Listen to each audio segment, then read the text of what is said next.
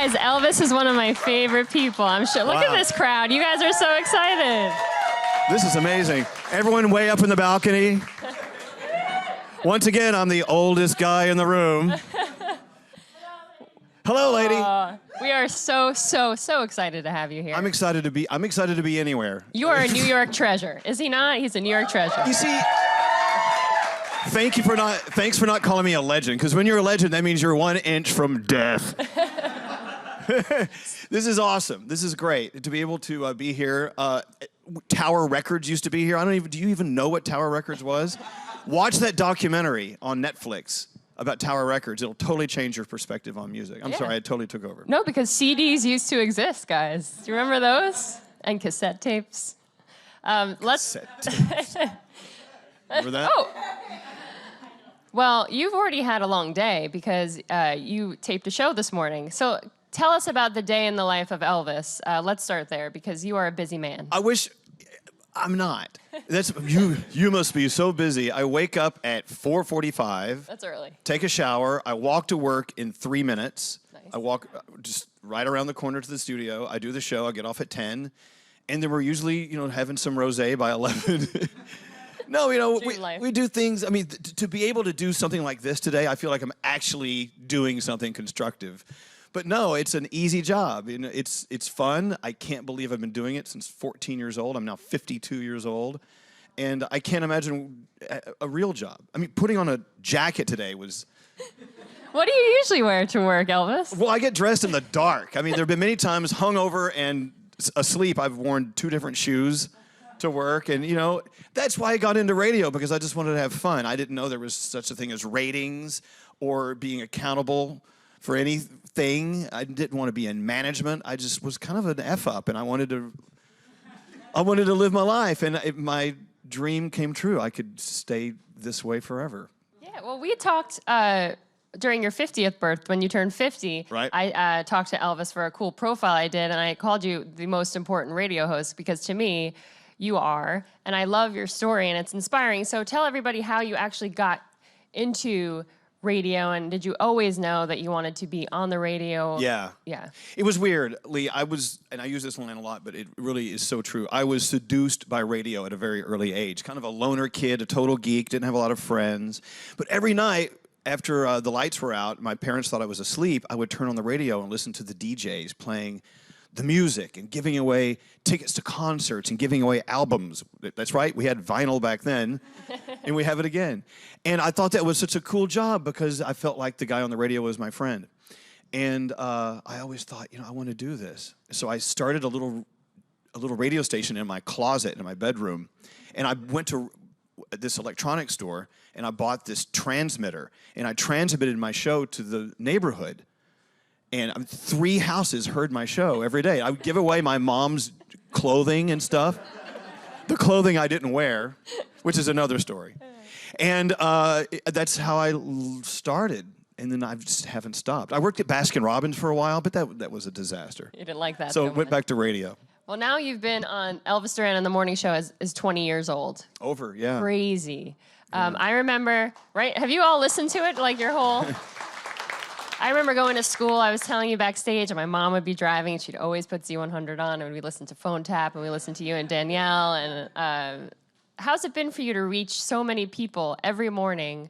It must feel pretty great to inspire everybody that way. Well, I guess what feels the best is I have a job. Yeah. They haven't fired me yet. I've been fired from other jobs, and I never really meant to end up in New York. It's just where the job was, so I took it. And now here I am. You know what? It feels awesome to hang out with people I love and love to work with every day. I think that's really the priority because from that comes this content that we do and conversations and phone calls and whatever. And then people just, for some reason, listen to that crap. I don't know. No, I don't know. No, we have fun, and I think people can tell that we do have a good time. And since it's an ensemble of people, if I'm out of it that day or if someone else is out of it that day, well, the rest of the team will pick it up. So, if we have one flat tire, we have 3 others at work. Yeah. How did you go about, forming that crew with Scary Jones and Danielle? Do you guys do chemistry tests, or did you meet Danielle like on the street and you were like, you got to be a part of my radio show, girl? Well, you know, over 20 years ago, Danielle was an intern, and so was our guy Greg T, and we have this guy Scary. They were interns, and they've just never left, and that was over 20 years ago. Wow. And then one of our writers, Dave Brody, was here almost that long, and then everyone else just kind of came on. I'm like, as I've described before, I'm Dorothy skipping down the yellow brick road, just kind of pulling people in, and it's a trap. People come in and never leave. So now we have 400 employees. Now we have 20 employees on our show, which is it's a hefty roster for radio. Everyone here is probably going to be like, can we start going to the show and get a job and just stick around for the next 20 You'll get a years? job, be careful. But it's awesome, you know, and in radio, some people have assumed it's a totally dead medium because people want to think that all things electronic and all things Wi-Fi and all things digital totally taking over. Well, yeah, but we're also merging into that world as well to sustain life. Yeah. But people are still listening, you know. We still have the same number of people listening now that we've had in the past, or actually more. Wow. So we're doing well. Not all radio is doing that well. Well, I think for you, too, it's like your show has always been kind of a staple in so many people's lives and their morning commute, where you're in the car and you turn the radio on. Do you find that that's why your show has kind of sustained that versus other radio shows that have kind of faltered with? I wish I had a brilliant answer. Yeah. I don't know. Someone asked me, well, what's the secret? I don't know. You know, I'm not going to sit here and make up something just for the sake of making it up. I will tell you, though, doing what I do versus what the Today Show people do, or let's say Fallon or Jimmy Kimmel do. I mean, they are celebrities. They are a part of that celebrity world. We're not. We're just your everyday thing you use. We're a utility to people. When you wake up and drive to wherever you go every morning, you use us like your toothbrush. You know, I don't. That's why I'm still kind of freaked out if someone wants to take a picture with us or get an autograph. It's because we're not celebrities. We're like your breakfast bowl. You are a celebrity to us, right, guys? And so people use us differently than people use other forms of entertainment. It's very unique. Well, the coolest thing for me is I remember actually Googling you and what you looked like because I only heard your voice for so long, and I was like, I always imagine, what does Elvis It's disjointed, look like? isn't it? Because No, I not at all. sound 6'4" and Nordic. You have a great voice. Thank you. Did you always know? Did you always know you had a voice fit for radio? No, I have a stuttering problem. As a matter of fact, I was from Texas originally, so I used to talk like this, you know, and so I slowly ironed all of that out. And unless I'm drinking, you don't know where I'm from. But when I'm drunk, I sound like a Texan. Yeah. But no, you know, I think a good communicator is not really about the voice. It's about what you're saying and what you're not saying, and just we want to make you feel good. We want to make you feel. We want to make you think and sometimes feel sad about things in the world that need attention, and that's what we're about. We only have you for 20 minutes maybe, or an hour at the most every day, so we need to make you feel something in that short amount of time. Yeah, and to get people to feel, how do you craft what you're going to talk about, you know, not only the news headlines, but how do you do you guys sit down as a group and say, okay, tomorrow's show, we're going to focus on this? No. You know what, and that's sort of unusual in our business or any content business. Management wants to see a strategy. They want you to write out what you're going to do the next day. We just never do. I used to do that, though. We would have a little meeting and plan what we're doing on the next day's show, but we would show up for work the next day and go, we're not in the mood for any of this anymore. It's a new day. And I think that, you know, out of doing this for so many years, we finally are figuring out why we do it. It's because in this world of ours, there is so much pain. There are so many people being fucked over by society, pardon me for using language, or politics or whatever. We want to provide a place where people can go to get away from that. That's why during the recent presidential election, we did not take sides. No one knows how anyone voted on our show because I don't want anyone to know. Yeah. I want people to come to our show and not hear people yelling about politics. Mm-hmm. You know, I lost my crap every once in a while just because people get really weird, especially around political season. And I think people need an outlet away from that. Yeah. And that's what we do. I think that's so important because nowadays we're seeing entertainment is becoming, politics and entertainment are just combining, and there's no escape from it. There isn't. Yeah. But you know what?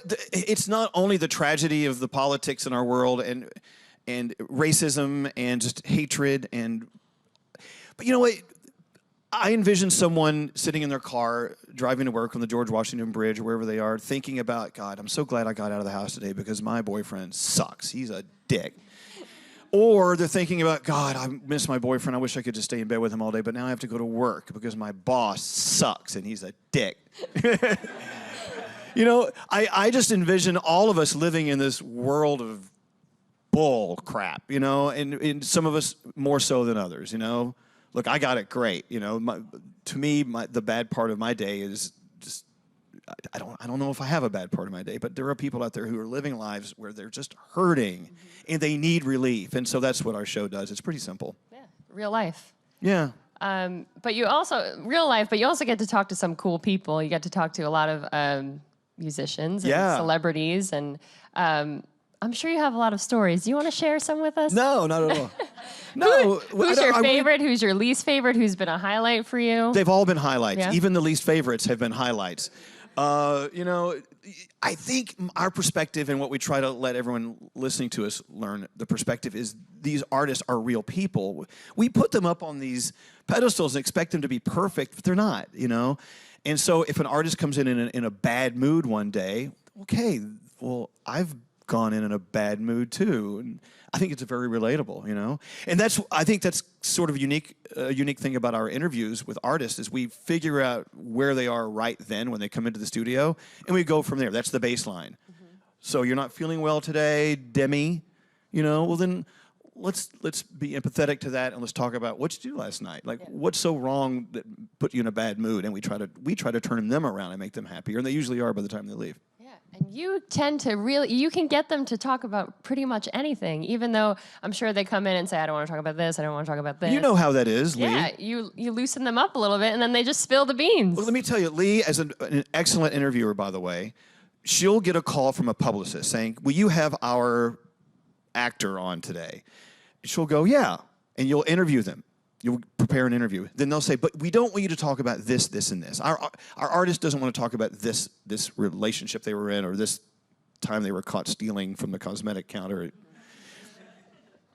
But you have a way, Lee, and I learned from great interviewers like you and others, you have a way of relaxing, making them relax, so they'll want to talk about everything. And that's the key to a great interview is just making them relax and feel liked and loved, and they'll talk about anything. It is. I hope I'm making you feel light and loved. What do you want to talk about? My nipples? But no, I do want to talk about artists to watch, which is something that you've been doing for a few years now. But is there somebody right now who's super, super famous that you find that, wow, I had them on my show when they were just starting out, and look at them now? It's hard to say now, but I can look back at like the Alessia Caras of the world, and you know the ones. Gaga, right? Well, yeah, you got to keep in mind, I've been around a long time, so a lot of superstars now I met when they were kids, and they had no idea if they had a career ahead of them or not. I don't know. You know what? Stephen Levine, who helps me do this segment a lot. Alessia Cara. But who are we looking at now? Like Spencer Sutherland, unbelievable talent out of the Midwest. Leon Else, this guy from the UK. He's so honest in his music. He's a brooding, good-looking guy. And he's great at what he does. I think he has a great future. You know, I don't know. I have a whole list of them. I don't even know where to start. Yeah, how do you go about finding these? So Elvis, maybe you could talk about a little bit how Artists to Watch came about and what your goal was. Well, my marketing partner, Stephen Levine, who's back in the back there, he's Don't be shy. He does PR for me and for the show. Hi, Stephen Levine. He called NBC one day, because Stephen doesn't care. He'll call Buckingham Palace and try to get the Queen on the phone. He'll call over and over and over, and he has done that, by the way. He called NBC, the Today Show, and said, hey, you know, this Elvis Duran guy does a morning show. He interviews new artists all the time. You should have him on your Today Show to bring on new artists. And they said, okay. And he called me and went, what? Really? So it started out as a 45-second segment on the Today Show on NBC where I had an artist on. But artist songs are 4 minutes long, and they gave us 45 seconds. So it started out with me saying, here's the artist. Hi, sing. They sang like 3 lines of their song, and then they were done. And now it's a two-segment piece twice a month. So now we have a total of 20 minutes sometimes with these artists. And it's turned into a big segment for them. Yeah. It's great because that's what we do in our show. We have access to these artists and their managers who have access to other artists. And we just do it. It's so incredible watching performers start at the very beginning and turn into big stars. It's so gratifying for me to watch that. Because at the beginning, they're still wide-eyed and excited, and I'm sure all musicians are in a way. I know maybe we talked about it like a little bit. Like Miley Cyrus is still very down to earth and sweet. She's got a great story, by the way. Yeah. A lot of people didn't take her seriously because she was naked swinging around on a wrecking ball. That was just a phase, Elvis. But she knows that and she recognizes that. Miley Cyrus now, her music is so fantastic, and she is actually so honest. She's turned into the person you hear on her music. Yeah. It's really great. I feel like we've seen that with Miley, but then with Bieber too. They all kind of go through this phase of superstardom and peeing in buckets and then going back to superstardom. Yeah, he peed in a bucket or two. And that's the thing about Justin Bieber is, he really, I know it's disgusting, I'm sorry. Justin Bieber actually has a mountain of talent in there, but sometimes it's so overshadowed by this public thing, and he really is a talented guy. It's a shame that sometimes what we do helps overshadow their true talent. Well, he shouldn't be doing that in buckets, I guess. Yeah, no one should. Is there anyone that really surprised you when you met them for the first time and took you off guard a little bit? In a good way. I wish I had an answer for you. They all surprise me because they all have a story. And here's where it is today. Shawn Mendes, by the way. He's 20 years old, maybe. You look at his lyrics and it'll blow you away. When I was a 20-year-old, I was too busy trying to find out how to get my next bong hit. I was just... Shawn Mendes, his lyrics are really deep, and I look at him and go, really? You wrote that? Yeah, man, I did. And so I'm just amazed at the performers who are writing their own music, this original music that's coming out of these performers, and they produce their own music, and it's just... And they all have a different writing style. To get into their heads and find out, how do you write a song? There really is something there. They can each teach you something different because there's no one way to write a song. That's crazy. And I have a 50-yard line seat with our audience to ask those questions and find out how they do it. Yeah. Ed Sheeran, by the way. Crazy. When I first met Ed, I was like, this guy's cool, whatever. Then I started reading his lyrics, hearing his music. He actually made me cry. I don't know. I kind of lost it one day. He was performing just Ed and his guitar in our studio live on the radio, and I just felt a tear in my eye. I don't know why, but I guess he was really just giving this incredible gift to our listeners by just performing and being himself and being honest. And I'm so moved in my line of work more than ever because I'm now just discovering how important these artists are. Used to be when DJs would start the song on the radio, they would either talk on the phone with people or go to the bathroom or whatever. But now we actually listen to the music, and it's a whole new world for us. Yeah, and you guys play a lot of pop music. But is that the kind of music that you were always into, or what kind of music do you what draws you in? I listen to everything. Yeah. Old blues, old jazz. I like electronic dance sometimes. I listen to everything. Mm-hmm. Sometimes I'll listen to country. Really? Like Florida Georgia line country? Sam Hunt. No. And these are other performers that just have a different way, a different perspective of getting their story out through their music. I mean, I am a country music fan. You are? Apparently in New York, nobody likes country music. No, there's a few closeted country listeners here. Well, you find now that the country stars are trying to do the pop crossovers with the Chainsmokers or whatever, the Backstreet Boys. And it's working, they're getting these new audiences. That's what I love about what we do is even though our show is based here in New York on Z100, which is a pop music station, I don't mind having a country artist on, and we've had Sam Hunt on, we've had these artists on because I think it's stupid to assume people live in these boxes. If you like jazz, you can only listen to jazz. Well, no, we like music. We like stories being told through music. It's art. Exactly. Just like find a piece of art in here. Look at that. That is gorgeous. Just as someone owns an art gallery with artist music or artists' paintings on the wall, I feel like what we do is the art is the music, and it's up on the walls for our listeners to hear every day. Yeah. So before I pass this off to the audience for some questions, what are some of the artists that the new artists that you can really see exploding in the future that you could give us a little heads up on? Well, see, if I say someone and they don't explode, then I'll be an idiot. You'd be like, damn. By the way, I'm the world's worst person to ask that question because usually when I love a song from an artist, it never becomes a hit. Oh. And some songs I hear from artists, and I'm like, that'll never be a hit. It's #1 the next day. So I just did not answer your question right there. No, but are there ever songs where they play that like a new Katy Perry song or a new Miley song and you hear it for the first time and you're like, this, what? And then almost 2 weeks later, it's #1? Yeah. But I don't know. Why? See, that's why I don't write songs because I'd be really crappy at it. I don't know. I don't know. You guys could probably pick the hits much faster than me. Yeah. But all I do is interview them after they get a hit. That's a good job. Okay, it's okay. All right, let's pass it off to these beautiful people. Here we go. Hello, Hi. beautiful people. Hi, how are you? I'm fine. How are you? I'm good. My question is, because you've been in the radio industry for so long and you have this group of personalities that you work with every day, if there was one person, whether it's someone famous or someone that you know outside of the famous realm, who would you want to have within that mix? Justin Timberlake. I'm sorry. Well, that's the answer. You know, he's very elusive, by the way. You know what? Justin Timberlake, look at everything this guy can do. He can write, he can dance, he can perform like no one else. And then, just as a hobby, he'll show up on Saturday Night Live or on Fallon's show, and he's funny as hell. He just seems like he's just into it, and he seems like he's having so much fun with everything he does. So I find him as a great example. And he's elusive. I'll interview him every once in a while on the phone or something, but to get him into our studio, we haven't figured out a trick to do that yet. Well, Justin, if you're watching this now. I'm sure he is. He's a fan He's a of big Bill. fan of me. Right, Justin? All right, who's next? Come on, Justin. Where are you? He lives down the Elvis. street. Hi.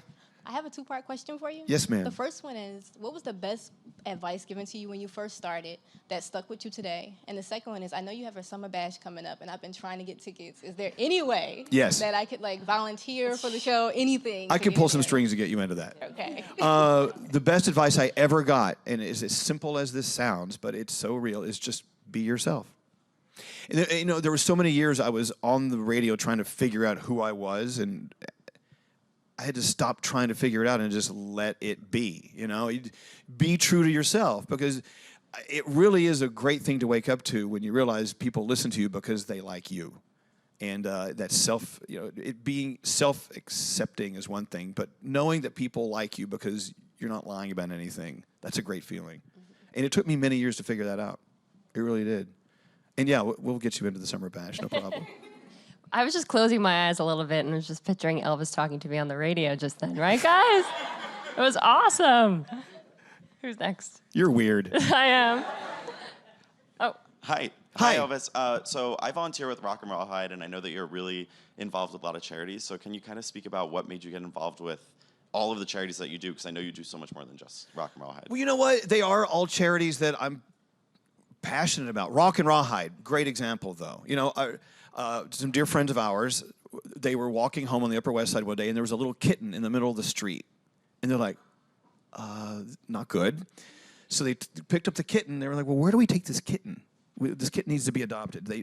So they took this kitten to a shelter, and it was, as soon as the door opened, it was, rah, rah, rah, rah, rah. You know, it was the loudest place on earth. And all these animals in the shelter, there was no chance they would ever be adopted because of the noise levels. They were just pissed off animals. And they had to leave the kitten there to be adopted. They realized that if they could find a way to reduce the noise levels in these shelters, especially the kill shelters where the animals have a timer on them, they would be more adoptable. And so what Rock and Rawhide so incredibly figured out is, let's give them toys to chew on. Let's give them things to enrich their day play. And it'll quiet them, make them quiet, make them more adoptable. And they're watching adoption rates for these animals go up and up and up. And it was just a fantastic idea. I love animals. I love pets. So there you go. You know, Trevor Project, taking care of LGBTQ youth.